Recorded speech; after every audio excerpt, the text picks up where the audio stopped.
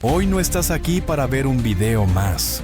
Estás aquí para descubrir las historias más grandiosas del mundo antiguo. Usa la timeline para saltar a lo que más te intrigue. O quédate hasta el final y deja que el pasado te sorprenda. Esto es Historia Atemporal, donde el pasado nunca muere. El misterio de los templarios. ¿Sabías que los caballeros templarios, una de las órdenes más poderosas y enigmáticas de la historia, acumularon inmensas riquezas que desaparecieron misteriosamente? Fundada en el año 1119 durante las Cruzadas, la Orden de los Templarios se convirtió rápidamente en una fuerza formidable, no solo en el campo de batalla, sino también en el mundo financiero. En ese entonces, los templarios eran conocidos por su valentía y por ser monjes guerreros que protegían a los peregrinos cristianos en sus viajes a Tierra Santa. Sin embargo, muy pocos conocen el oscuro giro que tomaría su historia siglos después. Poco a poco, los templarios comenzaron a expandir su poder más allá de las fronteras de Jerusalén. Desde su base en el Templo de Salomón, se establecieron castillos, propiedades y rutas comerciales por toda Europa, África y Asia Menor, acumulando riquezas que se calculan en miles de millones de euros actuales. Controlaban vastos territorios y generaban un flujo de dinero constante, pero en ese mismo instante en que alcanzaban su auge, también comenzaban a ganar enemigos poderosos que no tardaron en fraguarse en las sombras. Todo comenzó cuando el rey Felipe IV de Francia, conocido como Felipe el Hermoso, se encontraba en una situación económica desesperada, cargado con una deuda inmensa debido a las guerras que había librado. Como última opción, el rey decidió tomar por la fuerza lo que había sido la mayor fuente de su crédito, los templarios. El 13 de octubre de 1307, bajo su orden y con la complicidad del Papa Clemente V, los templarios fueron arrestados y acusados de herejía, blasfemia y otros crímenes. Pero lo que realmente inquietaba al rey era lo que los templarios podrían estar ocultando. ¿Qué secretos guardaban aquellos monjes guerreros que, incluso, podían ser el origen de su misterioso poder? En el juicio, muchos templarios fueron torturados hasta confesar crímenes que probablemente no cometieron, pero lo que jamás pudieron hallar fue el verdadero tesoro. Los templarios, al parecer, ya habían desaparecido con lo más valioso que poseían, y lo que no lograron esconder, desapareció sin dejar rastro. La gran pregunta que todos se hicieron entonces, y que aún hoy resuena, es: ¿dónde está el tesoro perdido de los templarios? Mientras los soldados del rey trataban de confiscar las riquezas de la orden, se dieron cuenta de que gran parte de ellas ya había sido transportada fuera de Francia, aunque nadie sabía con exactitud a dónde. Algunos especulan que el tesoro fue escondido en el mismo Templo de Salomón, en Jerusalén, o que los templarios lo llevaron a lugares tan remotos como Escocia, donde se cree que establecieron una red secreta de aliados. Otros, aún más audaces, afirman que los templarios fueron los primeros en descubrir América, mucho antes de que lo hiciera Cristóbal Colón, y que el tesoro fue escondido en tierras desconocidas por aquel entonces. Pero la historia no se detiene ahí. Las leyendas han añadido un toque aún más misterioso a esta trama. Se dice que los templarios, en su búsqueda por proteger lo más sagrado del cristianismo, pudieron haber sido los custodios del Santo Grial o incluso del Arca de la Alianza, y que estas reliquias fueron ocultadas con gran cautela a lo largo de los siglos. Imagínate por un momento, ¿qué tan diferente habría sido el curso de la historia si estos objetos tan poderosos hubieran caído en manos equivocadas? Los templarios sabían que estos artefactos no solo representaban el poder divino, sino que también podrían haberles otorgado una influencia aún mayor, algo que el mundo jamás imaginó. Mientras tanto, la persecución de los templarios no solo afectó a la orden en Francia. En toda Europa, los templarios fueron perseguidos, arrestados y ejecutados. Sin embargo, algunos de sus miembros lograron escapar, llevando consigo sus secretos más profundos. A lo largo de los años, muchas organizaciones, como los hospitalarios o los masones, han sido señaladas como sucesores de la orden templaria, manteniendo en secreto los conocimientos y el tesoro que tanto se ha buscado. Pero, ¿es realmente posible que los templarios hayan sobrevivido en las sombras, convirtiéndose en una red secreta que perdura hasta nuestros días? Lo que muchos no saben es que la relación entre los templarios y otras órdenes como los hospitalarios fue muy estrecha, aunque, con el tiempo, la competencia por el poder y las riquezas separó a estas dos instituciones. Tras la disolución de los templarios, la Orden de los Hospitalarios, hoy conocida como la Orden de San Juan, asumió gran parte de las propiedades de los templarios, pero algunas personas creen que los templarios llevaron consigo sus secretos más valiosos, incluyendo el Santo Grial y otras reliquias de enorme poder. Algunas teorías más audaces sugieren que los templarios no solo se limitaron a esconder su tesoro, sino que, a través de los siglos, habrían dejado pistas sobre su paradero. Un buen ejemplo de esto es la presencia de símbolos templarios en diversas estructuras y artefactos, que algunos interpretan como signos de que los templarios realmente habían llegado a América mucho antes de lo que nos dice la historia oficial. Estos símbolos y leyendas han alimentado la fascinación por la orden y su posible influencia en la fundación de nuevas civilizaciones, o en la creación de organizaciones secretas que continúan su legado hasta hoy. Y aquí es donde entra el enigma más grande de todos, el destino final del tesoro templario. Mientras algunos cazadores de tesoros buscan en las profundidades de los templos y castillos antiguos, otros afirman que el tesoro podría haber sido llevado a lugares secretos, como las catacumbas de Jerusalén o las tierras inexploradas de América. En cualquier caso, el misterio sigue vigente y las teorías continúan floreciendo. A lo largo de los siglos, el mito de los templarios, su riqueza y su poder ha perdurado, alimentado por los relatos de los grandes historiadores, las leyendas populares y, por supuesto, el deseo insaciable de conocer la verdad. Aunque muchos continúan buscando, lo cierto es que el misterio del tesoro perdido sigue siendo uno de los más grandes enigmas de la historia. El enigma templario está lejos de resolverse, y cada pista, cada nuevo descubrimiento, solo genera más preguntas. ¿Qué secretos guardaban? ¿Qué tan lejos llegaron para protegerlos? El legado templario continúa alimentando las mentes de aquellos dispuestos a adentrarse en las sombras de la historia y buscar las respuestas que aún nos eluden. La leyenda del Dorado. ¿Sabías que la leyenda de El Dorado, la mítica ciudad de oro, desató una fiebre por la riqueza que llevó a algunos de los mayores sacrificios en la historia de la exploración? Esta fascinación comenzó con un relato que mezclaba rituales indígenas y la codicia europea. En lo que hoy conocemos como Colombia, los muiscas celebraban una ceremonia que sería el origen de uno de los mitos más duraderos del mundo. En el lago Guatavita, su líder, el Zipa, se cubría el cuerpo con polvo de oro y desde una balsa ofrecía joyas y metales preciosos a los espíritus del agua. Para los españoles, este ritual no representaba una devoción espiritual, sino la prueba de que existía un reino repleto de riquezas más allá de su imaginación. El Dorado pronto dejó de ser un líder cubierto de oro para convertirse en una ciudad perdida, un lugar donde las calles estaban pavimentadas con oro y los tesoros superaban cualquier botín jamás visto. La noticia viajó rápido y la codicia se apoderó de los conquistadores. Uno de los primeros en perseguir este sueño fue Gonzalo Jiménez de Quesada, quien, en 1537, lideró una expedición hacia el altiplano cundiboyacense. Aunque conquistó a los muiscas y se llevó parte de sus riquezas, nunca encontró la ciudad dorada, pero el fracaso no detuvo a otros. Al contrario, cada nuevo intento fallido solo alimentaba la obsesión.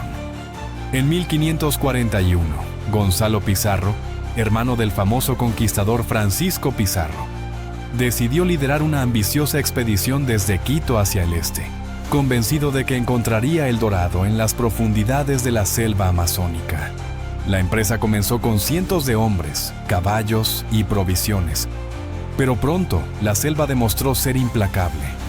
El calor, la humedad, las enfermedades y la falta de alimentos comenzaron a diezmar a los hombres. En medio de esta desesperación, Francisco de Orellana se separó del grupo principal, adentrándose en el río Amazonas en busca de provisiones. Pero en lugar de regresar, continuó navegando hasta convertirse en el primer europeo en recorrer todo el Amazonas. Aunque su travesía fue un hito histórico, no encontró rastro de la ciudad dorada. La selva amazónica, con su vastedad y misterio, parecía ser el escondite perfecto para el dorado. Cada expedición regresaba con relatos de hambre, enfermedades y ataques de tribus hostiles, pero también con nuevos rumores que mantenían viva la esperanza. Algunos hablaban de reinos dorados en la lejanía, otros mencionaban montañas llenas de oro, pero siempre faltaba algo: pruebas concretas. El lago Guatavita se convirtió en el epicentro de esta fiebre del oro. Durante siglos, exploradores intentaron drenar sus aguas para recuperar los tesoros que supuestamente yacían en el fondo. En 1580, Antonio de Sepúlveda lideró un intento particularmente ambicioso, cortando una zanja para drenar el lago. Aunque logró bajar el nivel del agua y recuperar algunas piezas de oro, los costos y el esfuerzo superaron con creces las recompensas. En el siglo XIX, nuevas tecnologías permitieron intentos más modernos, pero los resultados fueron igual de decepcionantes. Mientras tanto, la leyenda de El Dorado evolucionaba. Ya no era solo una ciudad. Algunos hablaban de un imperio perdido, un reino entero escondido en el corazón de Sudamérica. Aventureros y exploradores como Sir Walter Raleigh se unieron a la búsqueda, con Raleigh convencido de que El Dorado estaba en la Guayana. A pesar de sus esfuerzos y su ferviente creencia, no encontró nada más que selva y decepción. Sin embargo, en los últimos años, la ciencia ha comenzado a arrojar nueva luz sobre el mito. Investigaciones arqueológicas han revelado que la Amazonia no era un desierto humano, como se pensaba durante mucho tiempo. En lugar de eso, se han encontrado restos de complejas civilizaciones precolombinas, con estructuras de tierra, sistemas de irrigación y caminos que sugieren un alto nivel de organización. Estas culturas, aunque no estaban hechas de oro, podrían haber sido la inspiración detrás de los relatos europeos sobre reinos maravillosos. Uno de los descubrimientos más fascinantes es el uso del LIDAR, una tecnología de escaneo láser que permite ver a través de la densa vegetación. Gracias a esta herramienta, los arqueólogos han identificado vastos asentamientos que habían permanecido ocultos durante siglos. Estas ciudades perdidas, aunque no eran doradas, muestran que las civilizaciones amazónicas eran mucho más avanzadas de lo que se creía. Los hallazgos también apuntan a sistemas agrícolas sostenibles y redes de comercio que podrían haber conectado a estas culturas con otras regiones. Es posible que los conquistadores europeos malinterpretaran estas señales de riqueza cultural y tecnológica como evidencia de una ciudad dorada. La selva amazónica, que alguna vez fue vista como un lugar inhóspito, ahora se percibe como el hogar de civilizaciones sofisticadas, cuyos logros desafían nuestras suposiciones. La leyenda de El Dorado también encontró un lugar en la cultura popular. Desde las historias de aventureros que arriesgaron todo por un sueño, hasta películas como The Road to El Dorado. El mito ha capturado la imaginación de generaciones. Más allá de su oro, El Dorado se ha convertido en un símbolo de la búsqueda de lo inalcanzable, un recordatorio de cómo los sueños y la ambición pueden moldear nuestra historia. Hoy en día, el lago Guatavita está protegido como patrimonio arqueológico. Aunque las expediciones en busca de tesoros han cesado, el lugar sigue atrayendo a quienes buscan entender la conexión entre el mito y la realidad.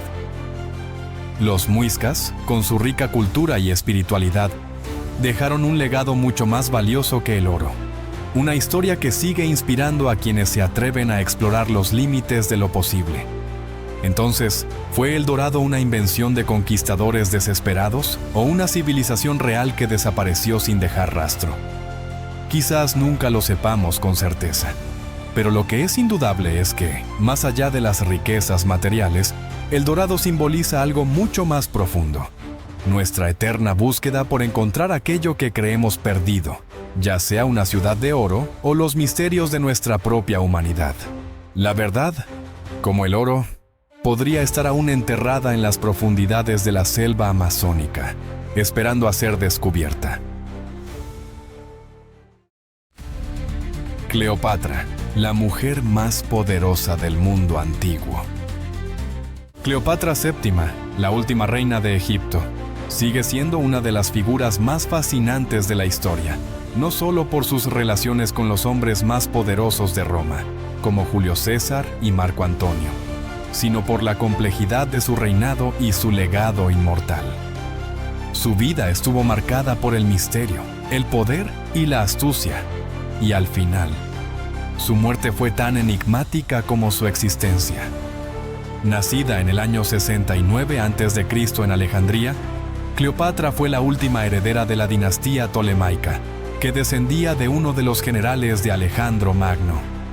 A pesar de que su familia era griega y gobernaba Egipto, Cleopatra fue profundamente consciente de la cultura egipcia. Aprendió la lengua egipcia y, a diferencia de otros miembros de su familia, se mostró interesada en los dioses y las tradiciones locales. Desde temprana edad, se destacó por su inteligencia y astucia política, cualidades que le servirían durante toda su vida.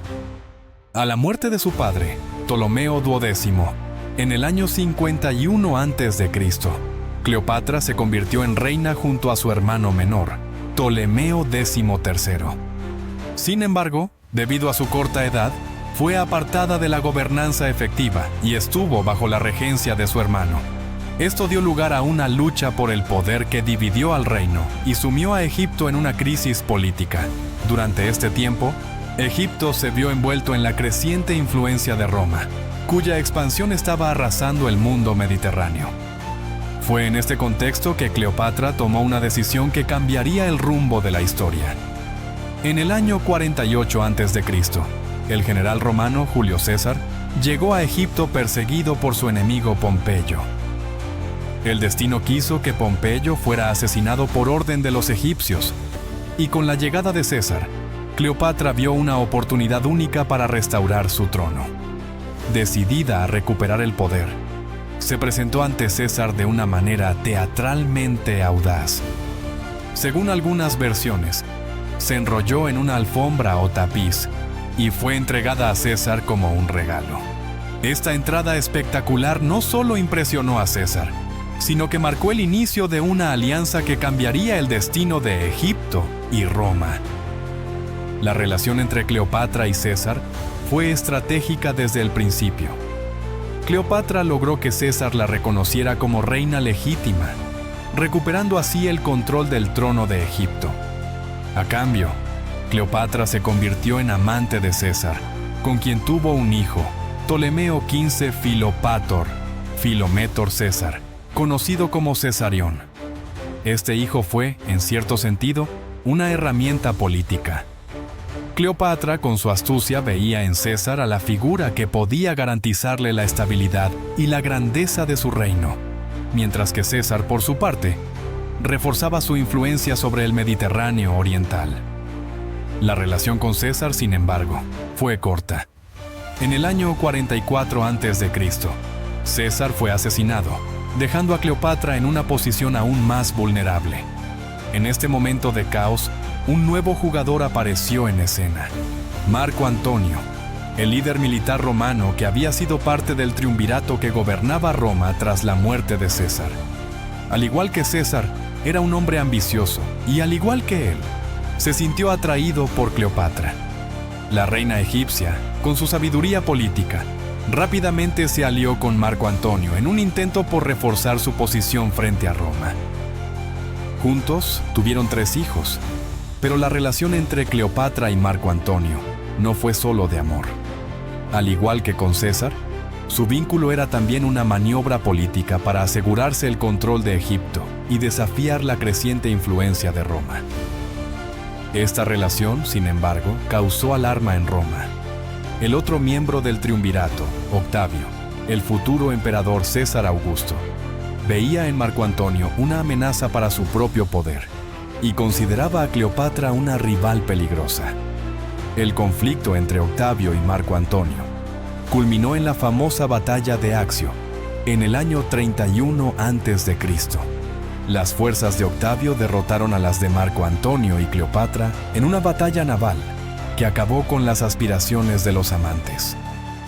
Tras la derrota, Marco Antonio y Cleopatra se retiraron a Egipto, donde ambos, abatidos por el fracaso, se suicidaron. La leyenda dice que Cleopatra, tras la muerte de su amado, se dejó morder por una serpiente venenosa, un acto de suicidio que marcó el fin de su vida y el final de la dinastía tolemaica en Egipto. Con la muerte de Cleopatra, Egipto pasó a ser una provincia romana. A pesar de este final trágico, el legado de Cleopatra no desapareció. Su figura se convirtió en un símbolo de poder, inteligencia y ambición. Pero más allá de sus relaciones con César y Marco Antonio, Cleopatra fue una mujer de gran astucia política, una reina que, con su belleza y su inteligencia, desafió a los hombres más poderosos de su tiempo y dejó una marca imborrable en la historia. Sin embargo, el misterio que rodea a Cleopatra no se limita a su vida, sino que se extiende a su muerte. A lo largo de los siglos, se ha especulado sobre el lugar donde descansan sus restos. La famosa tumba de Cleopatra ha sido un enigma sin resolver durante más de 2000 años. A pesar de que varios historiadores antiguos, como Plutarco, mencionaron que Cleopatra y Marco Antonio fueron enterrados juntos, el lugar de su sepultura sigue siendo un misterio. Alejandría, la ciudad donde vivió Cleopatra, ha sido objeto de muchas excavaciones en busca de su tumba, pero hasta la fecha no se ha encontrado ningún rastro definitivo. Algunos arqueólogos creen que la tumba podría encontrarse cerca del templo de Isis, en una zona que ha estado bajo capas de tierra y construcciones modernas durante siglos. Sin embargo, las búsquedas han sido infructuosas hasta el momento. El misterio de la tumba de Cleopatra es uno de los mayores enigmas de la arqueología. Los expertos creen que el descubrimiento de su tumba podría ofrecer valiosa información sobre la reina y su reinado. Algunos sugieren que la tumba podría estar en un lugar oculto, un lugar que fue deliberadamente sellado para protegerla de saqueadores y futuros exploradores. Otros creen que Cleopatra pudo haber sido enterrada junto a su hijo Cesarión, cuyo destino también sigue siendo incierto. A pesar de los avances en la arqueología y las nuevas tecnologías utilizadas para explorar las ruinas de Alejandría, el misterio de la tumba de Cleopatra persiste. Los esfuerzos por descubrir el lugar exacto de su descanso final continúan, pero aún no se ha encontrado una respuesta definitiva. Sin embargo, mientras la búsqueda de su tumba sigue en marcha, Cleopatra continúa siendo una figura de poder y misterio. Una reina cuyo legado no se desvanece con el paso del tiempo. Cleopatra no solo desafió a Roma y a los hombres más poderosos de su tiempo, sino que, con su muerte, dejó una huella imborrable en la historia. La fascinación por su vida y su enigma continúa viva hoy en día, haciendo de ella una de las figuras más intrigantes y admiradas de la historia antigua. Y mientras la búsqueda de su tumba sigue siendo un misterio, Cleopatra sigue reinando en la memoria colectiva como la reina que desafió el destino, dejando su nombre grabado en la historia para siempre. La locura de Calígula. El nombre de Calígula, nacido como Cayo Julio César Augusto Germánico, resuena en la historia como un símbolo de la locura desatada por el poder absoluto. Su reinado, que comenzó con promesas de esperanza, rápidamente degeneró en un caos de excentricidades, crueldad y actos tan absurdos que parecen salidos de una tragedia griega. Pero, ¿cómo llegó este joven, hijo de un general respetado y heredero del glorioso Imperio Romano, a convertirse en uno de los emperadores más temidos y despreciados de la historia? Calígula nació en el año 12 después de Cristo en el seno de una familia marcada por la tragedia. Su padre, Germánico, fue un brillante general amado por sus tropas y el pueblo romano. De niño, Calígula acompañaba a su padre en las campañas militares, vistiendo una pequeña armadura y unas botas militares que le valieron el apodo de Calígula, que significa pequeñas botas. Este apodo, aparentemente inofensivo, contrastaba con el destino que le aguardaba. Tras la muerte de Germánico en circunstancias sospechosas, la familia de Calígula quedó atrapada en las intrigas palaciegas de Roma. Su madre y hermanos fueron perseguidos y ejecutados, pero él logró sobrevivir gracias a la protección del emperador Tiberio, quien lo acogió en su palacio en Capri. Sin embargo, vivir bajo la sombra de Tiberio, un hombre conocido por su paranoia y crueldad, dejó marcas profundas en el joven Calígula. Según los relatos, fue en este ambiente de decadencia y desconfianza donde el futuro emperador desarrolló un carácter astuto y despiadado. Cuando Tiberio murió en el año 37 después de Cristo, Calígula fue proclamado emperador. Al principio, su llegada al poder fue recibida con júbilo. El pueblo lo veía como el heredero legítimo de Germánico y esperaba que su reinado trajera estabilidad y justicia. Los primeros meses de su gobierno parecían confirmar estas esperanzas.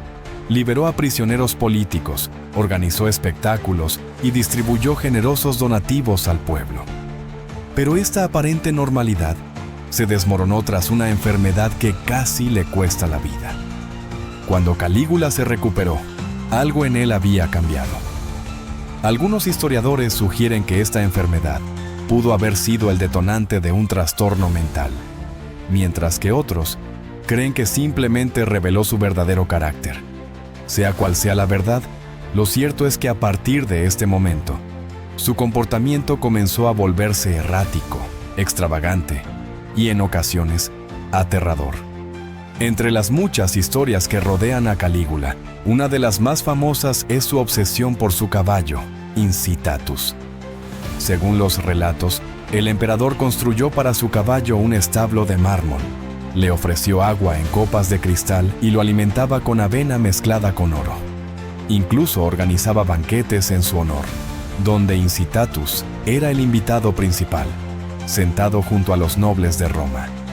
Pero lo más impactante fue su intención de nombrar a su caballo cónsul, uno de los cargos más importantes del gobierno romano. Aunque algunos creen que esto fue una burla hacia el Senado, también es posible que reflejara el desprecio absoluto de Calígula por las instituciones republicanas. El reinado de Calígula estuvo plagado de actos que oscilaban entre lo grotesco y lo absurdo. Se proclamó a sí mismo un dios viviente y exigió que se le rindieran honores divinos. Ordenó que se erigieran estatuas suyas en los templos, algunas incluso con cabezas intercambiables para que pudieran representar a diferentes dioses. Llegó al extremo de convertir el templo de Júpiter en un santuario dedicado a él mismo, donde aceptaba sacrificios como si fuera una deidad. Pero su locura no se limitó a excentricidades religiosas. En una ocasión, se dice que ordenó a sus tropas que atacaran las olas del mar, como si estuvieran en guerra con Neptuno, el dios del océano. Después, les ordenó recolectar conchas como botín de guerra, un acto que muchos interpretaron como una humillación hacia sus propios soldados. Calígula también era conocido por su crueldad. Organizaba banquetes donde, en medio de la comida, señalaba a algunos invitados para que fueran ejecutados al día siguiente. En los espectáculos del anfiteatro, no dudaba en ordenar la muerte de personas del público si se sentía aburrido.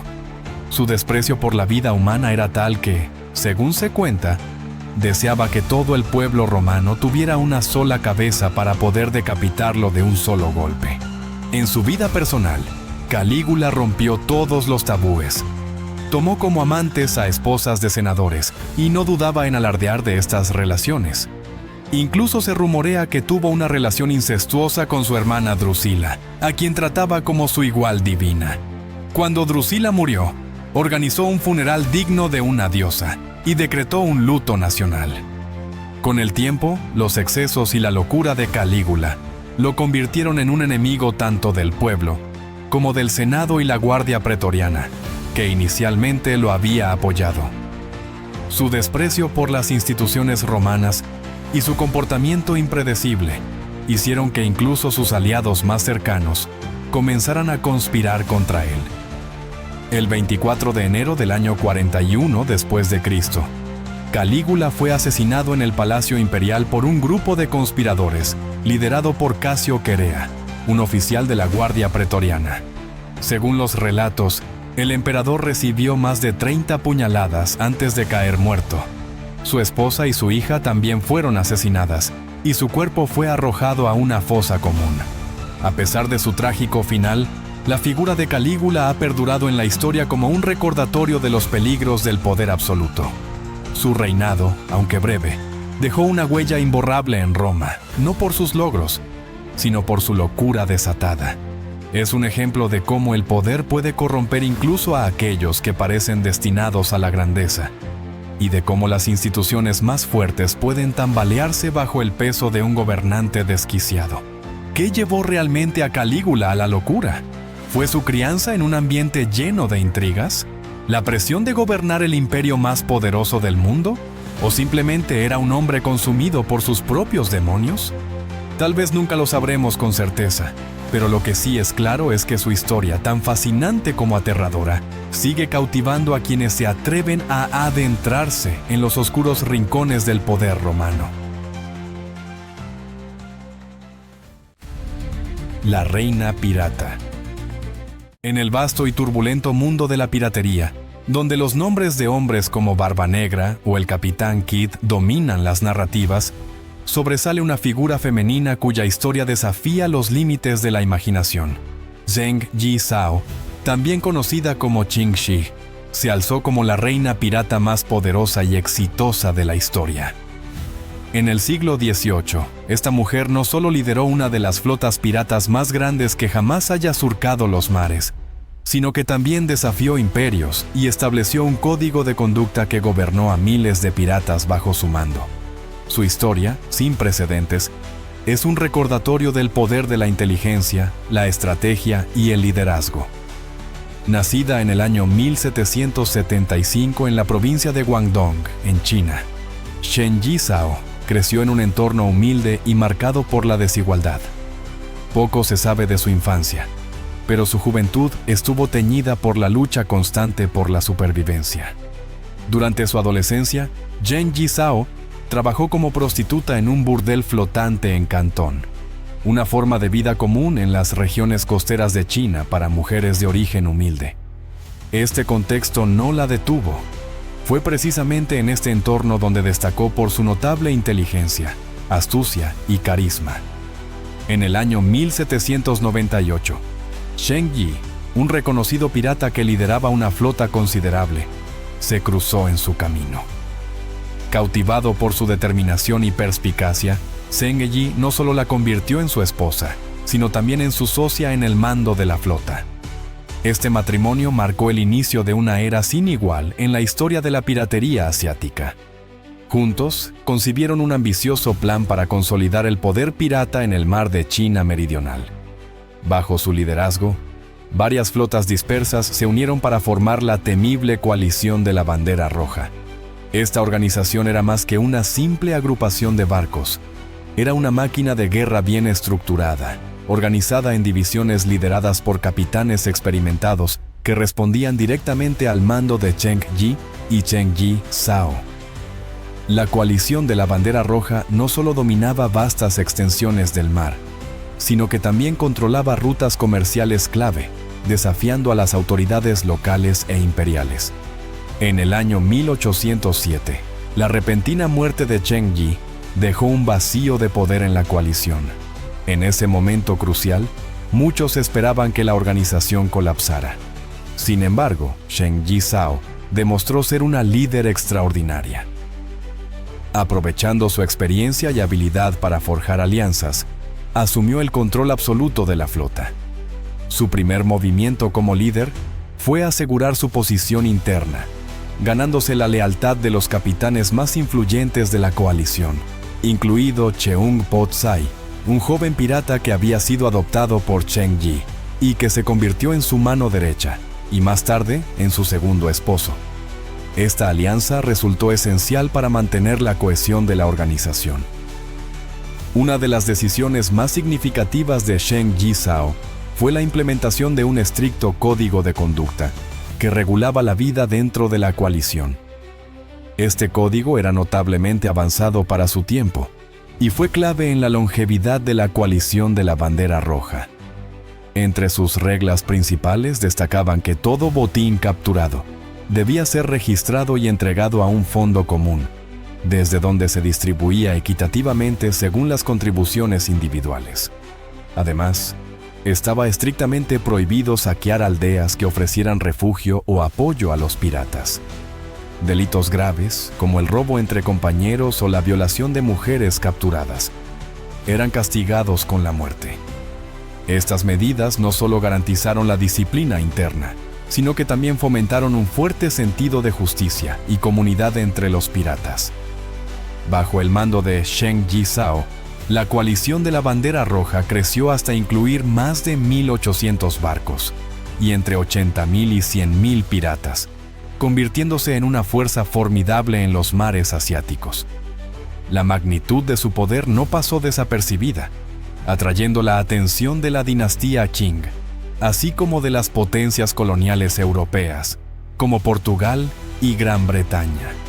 Alarmadas por las actividades de la coalición, estas fuerzas unieron esfuerzos para erradicarla. Sin embargo, Zheng Jizhao se enfrentó a ellas con una estrategia militar impecable. Sus flotas repelieron numerosos ataques, capturaron barcos enemigos y consolidaron su dominio sobre las aguas del mar de China Meridional. A pesar de sus repetidas victorias, Zheng Jizhao comprendió que un conflicto prolongado contra fuerzas tan poderosas podría ser insostenible. Mostrando su habilidad para negociar, en el año 1810, acordó una amnistía con el gobierno Qing. Este acuerdo fue único en la historia de la piratería. Permitió a Zheng Jizhao y a la mayoría de sus piratas conservar sus riquezas y reintegrarse a la sociedad. Como parte del trato, Zheng Jizhao recibió el título oficial de líder de un escuadrón naval, legitimando su estatus y asegurando un retiro digno tras años de dominio en el mar. Tras su retiro de la vida pirata, Zheng Jizhao se estableció en Cantón, donde dirigió una próspera casa de juego y vivió rodeada de los lujos que había acumulado a lo largo de su carrera. Durante las décadas que siguieron, llevó una vida tranquila y respetable, falleciendo en el año 1844. Su legado, sin embargo, perdura. La historia de Zheng Jizhao es un testimonio del poder de la inteligencia, la determinación y el liderazgo en un mundo que rara vez permitía a las mujeres ocupar roles de autoridad. La vida de Zheng Jizhao no solo desafió las normas sociales de su tiempo, sino que también dejó una huella imborrable en la historia marítima. Bajo su mando, la coalición de la Bandera Roja alcanzó una escala sin precedentes, superando en tamaño y organización a muchas fuerzas navales de la época. Su código de conducta, avanzado y efectivo, se convirtió en un modelo de disciplina para una organización de tal magnitud. Aunque su nombre no es tan conocido como el de otros piratas legendarios, Zheng Jizhao sobresale como una figura única, una mujer que desafió imperios y dejó un legado que continúa inspirando historias, novelas y estudios históricos. El impacto de Zheng Jizhao trasciende las fronteras de la piratería. Representa el triunfo de la audacia y la estrategia sobre las adversidades, recordándonos que incluso en los contextos más desafiantes es posible alcanzar grandeza. La leyenda de la Atlántida. Desde las profundidades de la historia hasta el ámbito de los mitos, pocos relatos han capturado la imaginación colectiva como la leyenda de la Atlántida. Descrita por primera vez por el filósofo griego Platón en los diálogos Timeo y Critias, La Atlántida era una civilización avanzada, próspera y tecnológicamente superior, que según el relato, desapareció bajo el mar en un solo día y una noche de desgracia. Este misterioso relato ha dado lugar a milenios de especulación, teorías y búsquedas incansables, convirtiéndose en un enigma que trasciende las épocas. Platón describió la Atlántida como una isla situada más allá de las columnas de Hércules, un lugar que hoy se identifica con el estrecho de Gibraltar. Según él, era una potencia militar que amenazó con conquistar el Mediterráneo, pero su arrogancia llevó a los dioses a castigarla sumergiéndola bajo las aguas. La isla estaba gobernada por un sistema político perfecto, basado en la justicia y la virtud, y se decía que estaba dividida en anillos concéntricos de tierra y agua, con una ciudad central donde se alzaba un templo dedicado al dios Poseidón. El relato de Platón es ambiguo y carece de detalles suficientes para determinar si la Atlántida fue real o simplemente un recurso didáctico para ilustrar sus ideas filosóficas sobre la corrupción y la decadencia. Sin embargo, esto no ha impedido que generaciones enteras busquen su rastro. Durante el Renacimiento, el redescubrimiento de los textos de Platón reavivó el interés por la Atlántida, y los exploradores comenzaron a especular sobre su posible ubicación. Algunos la situaron en América, creyendo que el continente recientemente descubierto podía ser el remanente de esta civilización perdida. En el siglo XIX, la leyenda de la Atlántida tomó un carácter más especulativo, impulsada por escritores como Ignatius Donnelly, quien publicó en el año 1882 el libro Atlantis, el mundo antediluviano. Donnelly afirmó que la Atlántida era el origen de todas las grandes civilizaciones antiguas, desde Egipto hasta los mayas, y sugirió que su desaparición fue causada por un cataclismo natural, como una erupción volcánica o un terremoto. Esta idea resonó con el descubrimiento de civilizaciones como la minoica, que también sufrió un destino similar tras la erupción del volcán de Tera en el mar Egeo. La posible ubicación de la Atlántida ha sido objeto de debates interminables. Algunos investigadores la sitúan en el Mediterráneo, señalando a la isla de Santorini como una candidata probable debido a su historia volcánica. Otros creen que podría estar en el Atlántico, cerca de las Islas Azores, basándose en descripciones de una gran isla que existió en esta región. También hay teorías que la conectan con lugares tan lejanos como la Antártida o Indonesia, lo que subraya la universalidad del mito y su capacidad para adaptarse a diferentes contextos culturales. Atlantis también ha inspirado a pseudocientíficos y esotéricos, quienes han vinculado su desaparición con teorías sobre extraterrestres y civilizaciones avanzadas perdidas.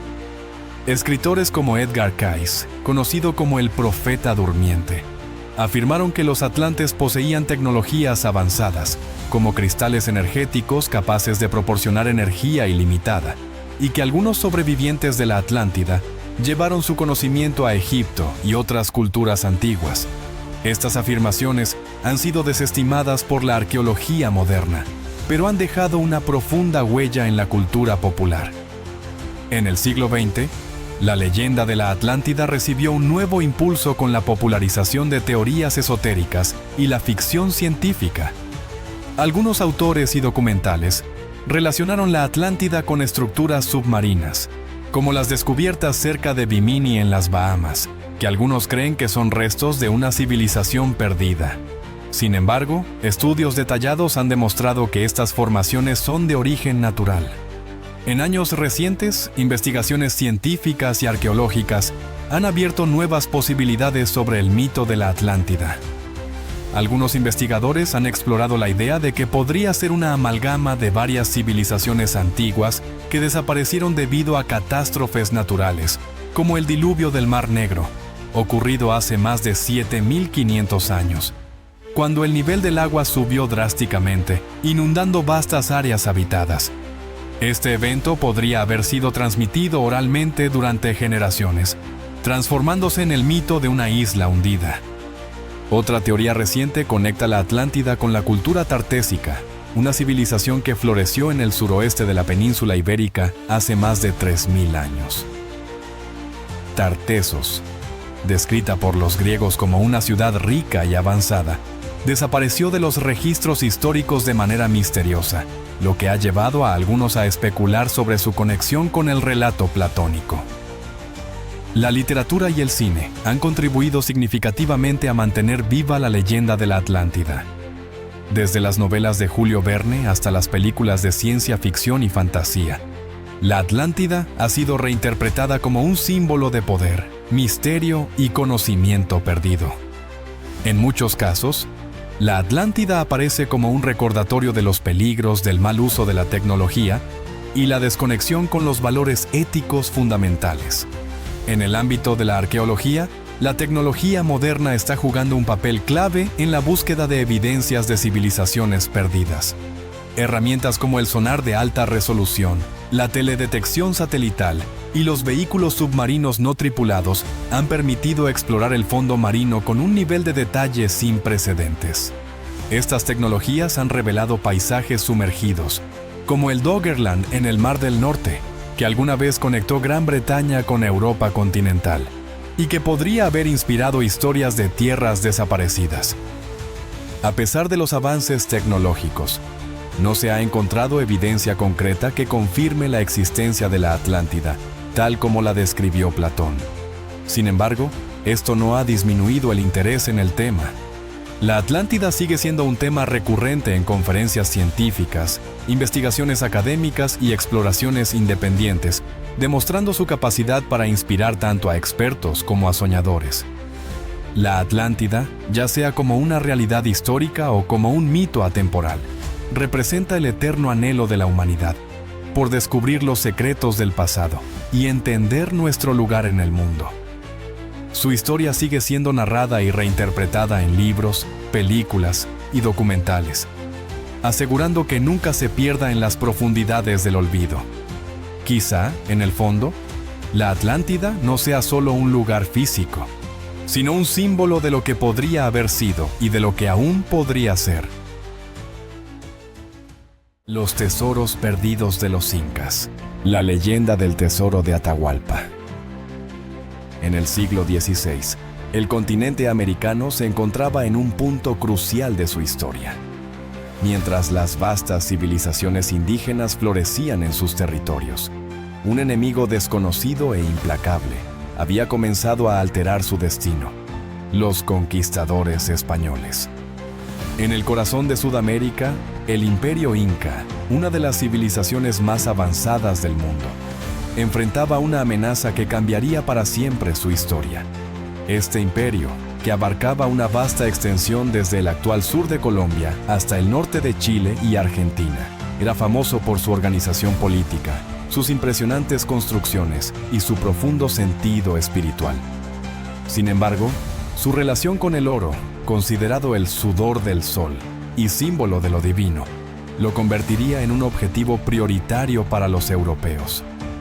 Así nacieron dos de las historias más fascinantes y enigmáticas de este periodo: el tesoro de Atahualpa y el oro oculto de los incas.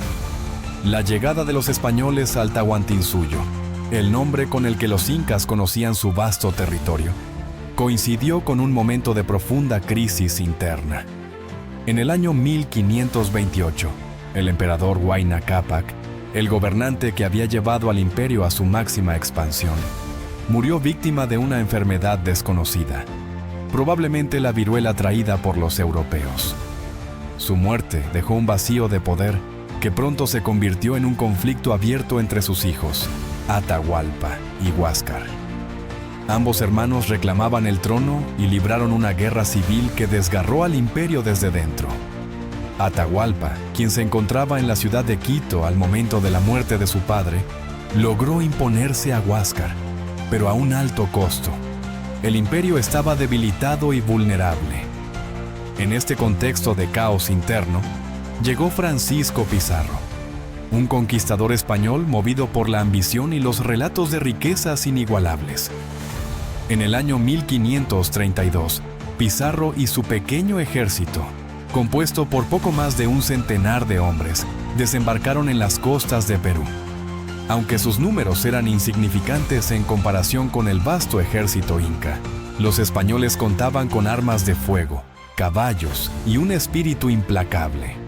Además, las enfermedades traídas desde Europa habían diezmado a la población indígena, dejando al imperio en una posición de desventaja. Pizarro avanzó hacia el interior del territorio inca y estableció contacto con Atahualpa, quien había salido victorioso de la guerra civil y estaba consolidando su poder en la ciudad de Cajamarca. Según las crónicas, los españoles invitaron al inca a una reunión aparentemente pacífica, pero la cita terminó en una emboscada. Durante el encuentro, un sacerdote español intentó que Atahualpa aceptara el cristianismo y reconociera al rey de España como su soberano. Al rechazar estas demandas, Atahualpa fue capturado y su séquito masacrado en un ataque relámpago. Prisionero de los españoles, Atahualpa ofreció un rescate extraordinario para recuperar su libertad. Llenar una habitación de 7 metros de largo, 5 de ancho y 3 de altura con oro, además de ofrecer el doble de esa cantidad en plata. Esta oferta, que equivaldría a cientos de toneladas de metales preciosos, parecía increíble incluso para los conquistadores.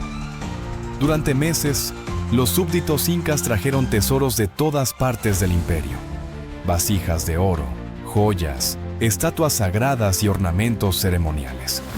Las riquezas acumuladas eran una muestra impresionante de la devoción del pueblo hacia su emperador. Sin embargo, el destino de Atahualpa ya estaba sellado. Pizarro y sus hombres, temerosos de que el inca pudiera organizar una rebelión incluso desde la prisión, lo acusaron de traición y lo condenaron a muerte. En el año 1533, Atahualpa fue ejecutado, y aunque los españoles habían recibido el rescate prometido, la mayor parte del oro fue fundido y enviado a España. Este acto marcó el inicio de la conquista del imperio inca, pero también dio lugar a una serie de leyendas sobre el destino del tesoro. El tesoro de Atahualpa, según cuentan las crónicas, no fue entregado en su totalidad a los españoles. Se dice que una parte significativa de las riquezas fue escondida por los incas en un acto de resistencia.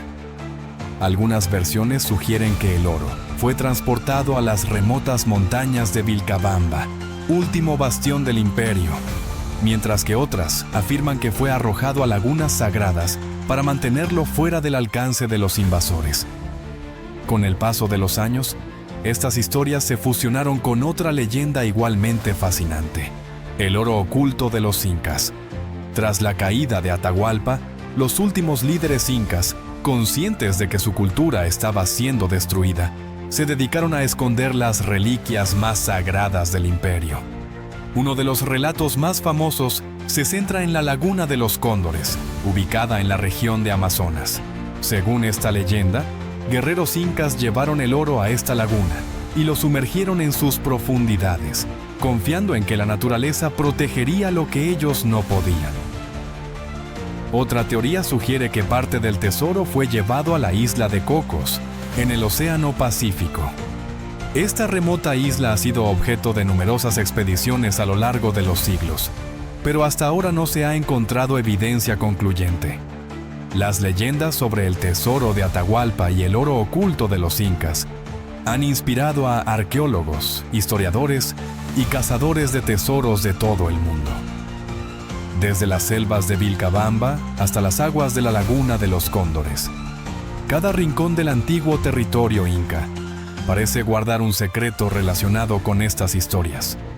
Más allá del valor material, el oro de los incas representa algo mucho más profundo. Para esta civilización, el oro era un símbolo de su conexión con lo divino, una representación tangible de la luz del sol y su relación con Inti, el dios principal de su panteón. Esconder el tesoro fue un acto de preservación cultural, una forma de proteger la esencia de su identidad frente a la destrucción y el saqueo. Mientras las montañas, las selvas y las lagunas de Sudamérica sigan siendo exploradas, estas leyendas continuarán alimentando la imaginación de quienes buscan respuestas. Quizás el mayor tesoro no sea el oro mismo, sino el relato de un pueblo que, aunque enfrentó la adversidad más brutal, nunca perdió su espíritu ni su conexión con lo divino.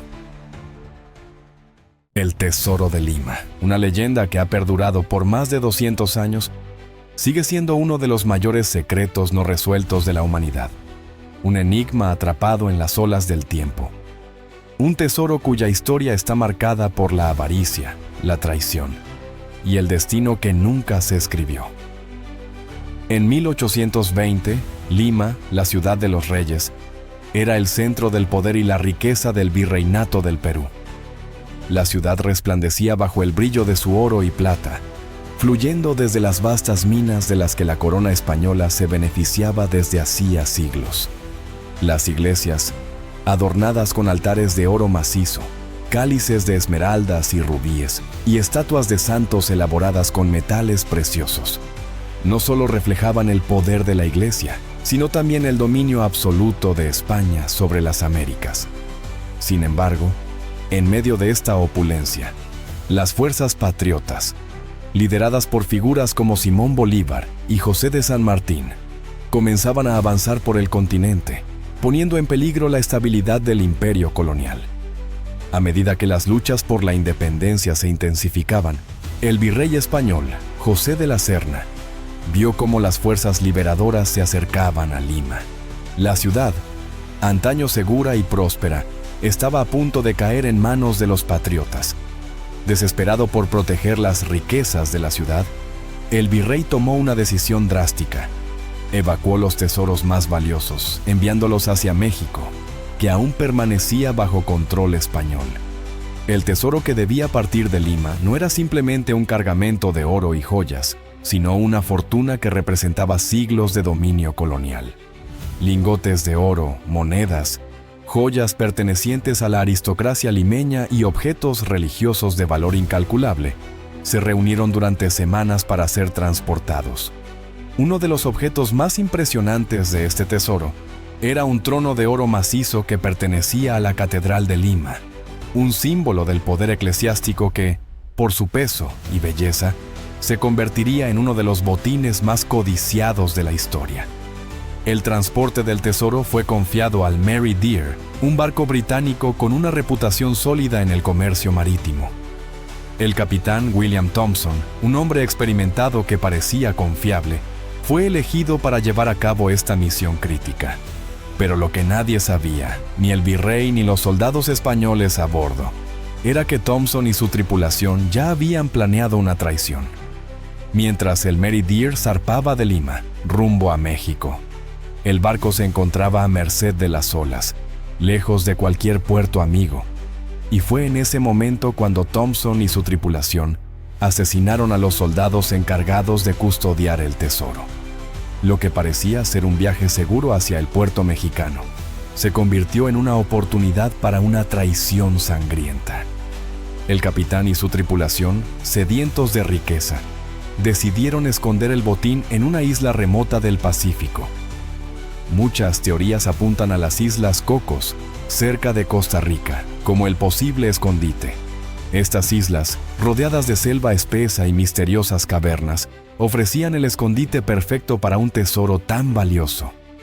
La tripulación enterró las riquezas y dejó señales para marcar el lugar, señales que solo ellos podían interpretar. Sin embargo, el destino, siempre impredecible, intervino de manera brutal. Poco después de esconder el tesoro, el Mary Dear fue interceptado por un barco de guerra español. Thompson y su tripulación fueron capturados, y tras un juicio por piratería, la mayoría de ellos fue ejecutada. No obstante, Thompson y su primer oficial lograron negociar sus vidas a cambio de revelar la ubicación del tesoro. Se organizó una expedición para recuperar el botín con Thompson como guía. Pero al llegar a las islas, cuando todo parecía estar a punto de resolverse, Thompson aprovechó un descuido de la expedición y escapó hacia la selva. Nunca más se supo de él, y el tesoro quedó perdido para siempre, atrapado en un lugar del que nadie ha logrado descubrir su paradero. A lo largo de los siglos, el tesoro de Lima ha atraído a innumerables buscadores de fortuna. Las islas Cocos han sido exploradas una y otra vez, pero el botín sigue siendo un misterio sin resolver. Algunos restos, como monedas de oro y herramientas antiguas, se han encontrado en las islas, pero el trono de oro y las joyas siguen desaparecidos, aguardando el día en que alguien finalmente logre desvelar su paradero. Hoy en día, la búsqueda del tesoro de Lima continúa, impulsada por la esperanza de que algún día, en medio de las olas del Pacífico o en lo más profundo de la jungla, el oro, las joyas y el trono perdido de Lima puedan ser desenterrados. Las Islas Cocos, hoy un parque nacional, limitan las expediciones, pero los cazadores de tesoros no se dan por vencidos y siguen soñando con resolver el enigma de este tesoro perdido. Quizás algún día, cuando menos lo esperemos, la historia del tesoro de Lima será contada en su totalidad. Mientras tanto, el misterio persiste y el oro perdido sigue brillando en la oscuridad del olvido. Los secretos de Roma. Roma, un nombre que no solo pertenece al pasado, sino que resuena en las venas de la historia misma. En su apogeo, Roma fue más que una ciudad, más que un imperio. Fue una máquina perfecta de poder, cultura y resistencia. Pero ¿qué secretos escondía este inconmensurable imperio? ¿Qué hizo que una pequeña ciudad-estado a orillas del Tíber se convirtiera en el amo del mundo conocido? Pocos logran comprender la magnitud de lo que fue Roma, el vasto imperio que se extendió desde las frías islas británicas hasta las calurosas arenas de Egipto, desde las selvas de Germania hasta los rincones de la península ibérica. Roma no solo conquistó territorios, sino que dejó una huella indeleble en el tiempo, un legado presente en las ciudades modernas, en nuestras leyes y hasta en el arte que admiramos hoy. Pero, ¿cómo se forjó este poder imparable? ¿Qué hizo a Roma única? Desde su fundación, en el 753 a.C., Roma fue una ciudad destinada a la grandeza. La leyenda de los gemelos Rómulo y Remo, alimentados por una loba y con sangre divina, dejó claro que Roma no era una simple ciudad, sino un lugar donde el destino estaba marcado por las fuerzas de los dioses. La historia de su fundación, impregnada de mitología, creaba una identidad poderosa, una que no solo hablaba de orígenes humildes, sino de una Roma destinada a reinar sobre el mundo. Esta mitología, que hablaba de lucha y supervivencia, se entrelazó con la realidad de la ciudad y más tarde, con la conciencia del pueblo romano de su propio destino, un pueblo guerrero y determinado, que no se doblegaría ante nada ni nadie. Este espíritu de lucha, unido a una extraordinaria capacidad para adaptarse y mejorar, fue lo que hizo a Roma única. A medida que crecía, Roma desarrolló un ejército que se convirtió en uno de los más formidables de la historia. Las legiones romanas no eran solo un grupo de soldados, eran una fuerza meticulosamente organizada, entrenada rigurosamente y dirigida por una disciplina férrea. Cada legionario sabía que su lealtad y disciplina serían clave para las victorias. Las formaciones como el testudo, el escudo impenetrable, mostraban la capacidad de los romanos para innovar en el campo de batalla, adaptarse a nuevas estrategias y, lo más importante, mantener la cohesión en medio del caos. Los romanos no solo peleaban para conquistar, sino para organizar, dominar y transformar lo que tomaban. Este ejército imparable no solo conquistaba, sino que también construía. ¡Hey, legionarios! Si están disfrutando este viaje por Roma, no olviden dar like y suscribirse. ¡Ahora sigamos! Los romanos, reconocidos por su habilidad como ingenieros, transformaron el paisaje europeo. El Coliseo, símbolo del poder imperial, era solo una de las grandes obras que destacaban el ingenio romano. Con capacidad para albergar a 50.000 espectadores, no solo era un centro de entretenimiento, sino también una máquina diseñada para consolidar el poder del emperador y mantener la lealtad del pueblo. La ingeniería romana también se reflejaba en otras grandes construcciones, como el Panteón, cuya cúpula sigue siendo la más grande de hormigón no armado. Estos edificios no eran solo estéticos, sino una declaración de intenciones de un imperio que aspiraba a la eternidad. Y si de grandeza hablamos, Roma dejó testimonio de su poder en los acueductos, como el acueducto de Segovia, que alimentaba a miles de personas en la antigua Hispania, asegurando el flujo constante de agua fresca para la vida cotidiana. Además de sus monumentos, Roma construyó una vasta red de caminos que conectaban todo el imperio. Más de 400.000 kilómetros de vías permitieron un flujo constante de tropas, comercio y comunicaciones. Estas infraestructuras transformaron a Roma en una red viva, donde la logística y la rapidez eran vitales para mantener el control sobre un territorio tan vasto. Los romanos construyeron una carretera que unía lo imposible, reduciendo las distancias entre provincias y logrando que el imperio fuera verdaderamente uno solo. Las ciudades que Roma fundaba no solo eran centros administrativos, sino modelos de urbanización. El foro, por ejemplo, no era solo un mercado, sino el corazón de la vida política y social, donde los romanos debatían, tomaban decisiones y mostraban su cultura cívica.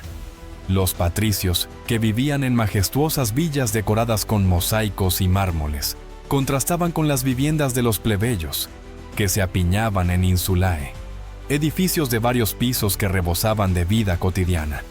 Sin embargo, las termas, enormes complejos donde todos, sin importar su clase, se bañaban, socializaban y hacían negocios, reflejaban una Roma profundamente integrada en su día a día, donde las clases se mezclaban y el espacio público servía como un lugar de encuentro y cohesión social. El enfoque de Roma en la vida social y pública se extendía incluso a sus costumbres religiosas. Los romanos veneraban a una vasta cantidad de dioses, cada uno con su dominio específico. Júpiter, el rey de los dioses; Marte, el dios de la guerra; Venus, la diosa del amor. La religión romana no solo regulaba la moralidad, sino que también era una herramienta política. Los sacrificios y augurios eran esenciales para asegurar el favor de los dioses, lo que permitía a los emperadores consolidar su poder y legitimar su autoridad. La divinización del emperador, una tradición instaurada por Augusto, permitió que los emperadores fueran venerados como figuras divinas, un símbolo de la conexión entre el poder terrenal y celestial. En el sistema romano, la mezcla de la política y la religión era esencial para el funcionamiento del Estado. El Senado, compuesto por las élites romanas, representaba una estructura donde las decisiones se tomaban bajo la influencia de las creencias divinas.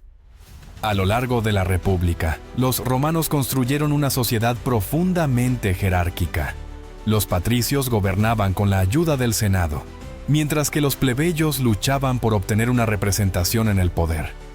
A medida que Roma se expandía, este sistema se fue transformando y el poder de las instituciones republicanas dio paso a la monarquía imperial, donde emperadores como César y Augusto se convirtieron en figuras casi divinas. La historia de Roma está llena de intriga, ambición y traición. Julio César, quien unió las facciones romanas y amplió sus territorios hasta la Galia, se convirtió en una figura crucial en la transición de la República al Imperio. Su asesinato en el Senado, a manos de quienes temían su poder, desató una serie de eventos que culminaron con la ascensión de Augusto, el primer emperador de Roma.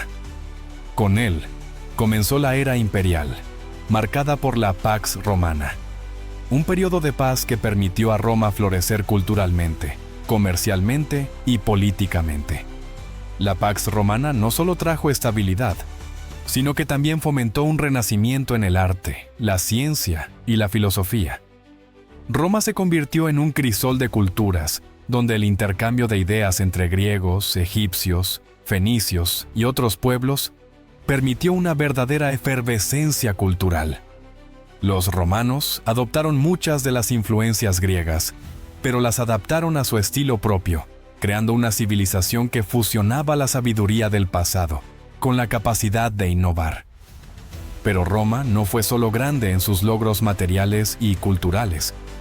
fue una civilización que alcanzó un nivel de sofisticación política que todavía influye en nuestras sociedades modernas. El derecho romano, por ejemplo, se convirtió en la base de muchos sistemas legales contemporáneos. Las leyes romanas sobre propiedad, contratos y derechos de los ciudadanos siguen vigentes, de alguna forma, en muchos países del mundo. Sin embargo, Roma no estaba exenta de problemas. A medida que el imperio crecía, también lo hacía la corrupción interna. La lucha por el poder y la decadencia de los emperadores empezaron a corroer las estructuras del Estado. La división del imperio en dos partes, la occidental y la oriental, fue el preludio de su eventual caída, cuando las invasiones bárbaras y la inestabilidad interna provocaron el fin del Imperio Romano de Occidente, en el año 476 después de Cristo. La caída de Roma no fue el fin de su legado, sino el comienzo de una nueva era, donde su influencia perduró en el mundo medieval, en el arte renacentista y en los cimientos de la Europa moderna. El Imperio Romano de Oriente, o Bizancio, siguió existiendo durante casi 1000 años más. Roma, como la conocemos, no desapareció. Solo se transformó, dando paso a nuevas civilizaciones que continuaron su obra, manteniendo viva la llama del imperio. Si te ha gustado, deja un like y suscríbete. Aquí te dejamos otros vídeos que pueden interesarte. ¡Hasta la próxima!